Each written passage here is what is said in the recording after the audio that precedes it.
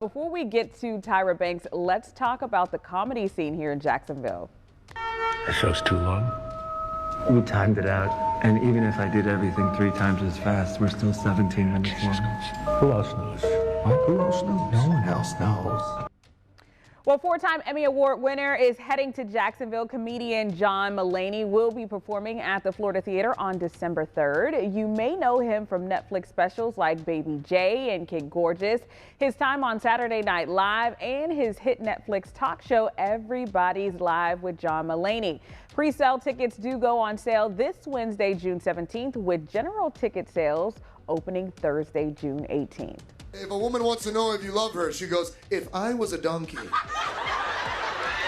you were a lizard, do you think we could still be together?"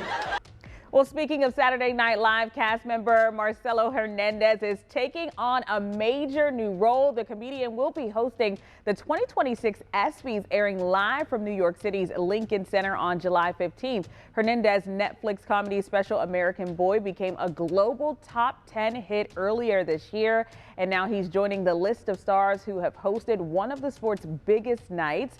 He also will be here in Jacksonville this Friday, June 19th, at the Florida Theater. Get this, he had one show. They added on another show because the first show got sold out. So if you are looking for those tickets, the only tickets that are available are for 9:30 p.m. on Friday. Jeez, I'd be asleep. I was rooting for you. We were all rooting for you. I haven't really said much, but now it's time.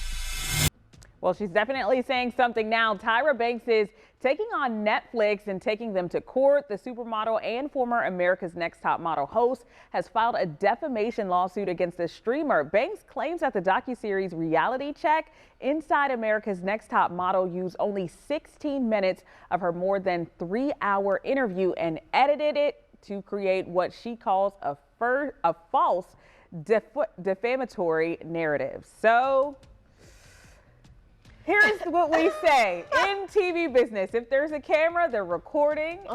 And, you know, if you're doing a documentary, I thought the same thing with the Michael Jackson thing. They said that was the worst thing that happened to him because you took him behind the scenes. Yes. You know what I mean? Yeah, that was different though.